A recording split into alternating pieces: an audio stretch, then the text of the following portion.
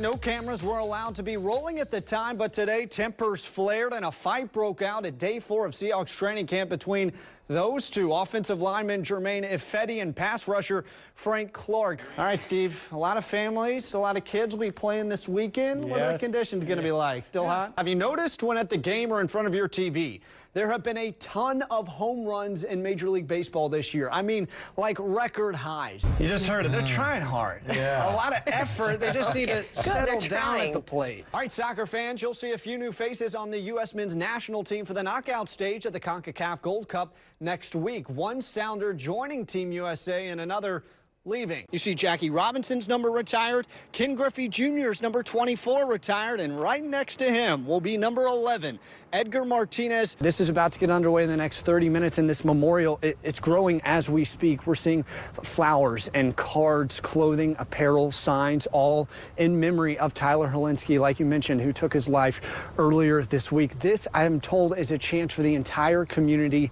to grieve together, and you're seeing some of the community that's already come out. Nearing the mayhem of March for college basketball, but if the Washington Huskies, they want to go dancing, they'll need to muscle out a few more wins ahead of the conference tournament.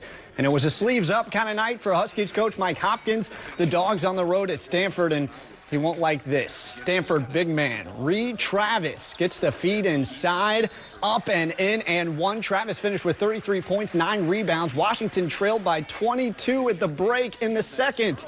More of the same. The Cardinal break the press and Travis left alone. Stanford completes the season sweep, winning tonight 94-78. The Huskies, they've lost 4 of the last 5. 3 regular season games to determine seeding for the Pac-12 tournament. KOMO's Patrick Quinn introduces you to the highly coveted Trayshawn Harrison and his standout mom.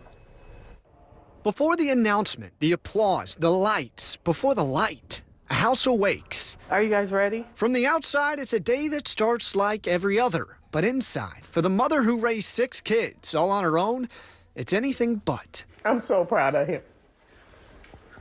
And he's been a good kid. Early morning tears, happy tears, hopeful tears for her oldest son. And this is when I scored 42 touchdowns. The 4-star wide receiver knew he was onto something when he was 8.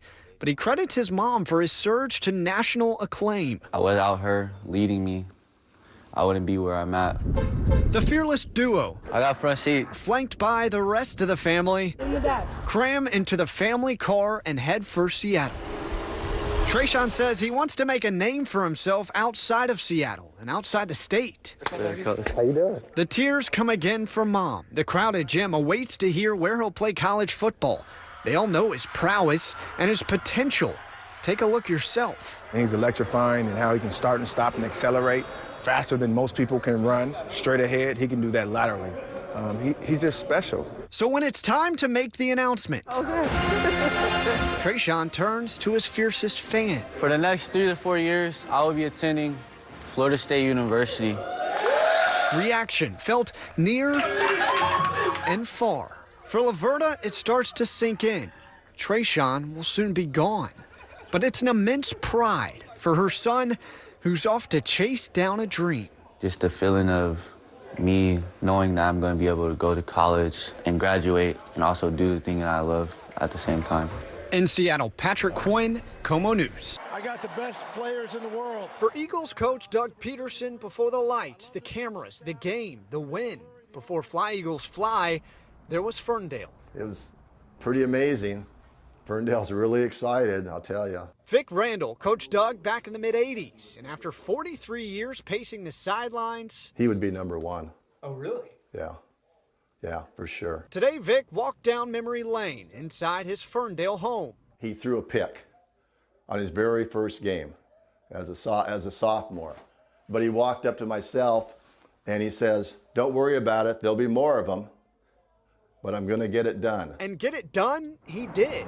Down the road outside Ferndale High School, this sign honoring Peterson, the first Super Bowl winning coach from the state of Washington. Peterson first made a name for himself here on Memorial Field, where he was a defensive back, a kicker, and an all-state quarterback.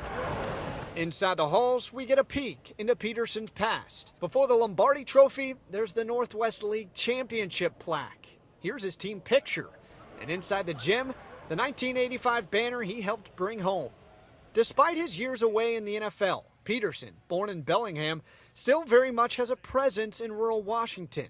We ran into his second cousin, Tucker, who last saw Doug at the Eagles-Seahawks game 2 months ago. When I saw him after the Seahawks game, he was still really cool and really nice, even though they had just lost. A loss in December to Super Bowl champion, the biggest win of them all.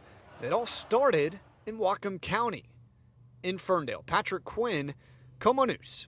So let's meet there when the puck drops. Hockey buzz is building in Seattle, but it's your dollars that will help determine if a team comes to town. Starting March 1 at 10 a.m., you can make your deposit for season tickets. Across the region, fans are already invested in hockey. Not only here in Everett, but in Kent. I think, we're fortunate to have a vibrant fan base that enjoys the sport of hockey. Ratchick saw 12,000-plus fans cheer on the Everett Silvertips as the junior hockey team clinched its 15th straight playoff berth this weekend. Success in the stands and on ice, he says, that could swell with an NHL team in Seattle. The thing that excites us is it'll probably really raise the profile for the sport of hockey. Ratchick believes the region has the fan base. Now it's time for the public to prove it. A single season ticket deposit will cost you $500, $1,000 for a club seat. But that's just the down payment. How much would you pay for a single ticket to go to a game? Probably $50. Seattle season tickets will likely cost you more. We called the Vegas Golden Knights the last team to join the NHL. And right now, their average season ticket plan costs $4,500, what equates to about $80 to $100 per game.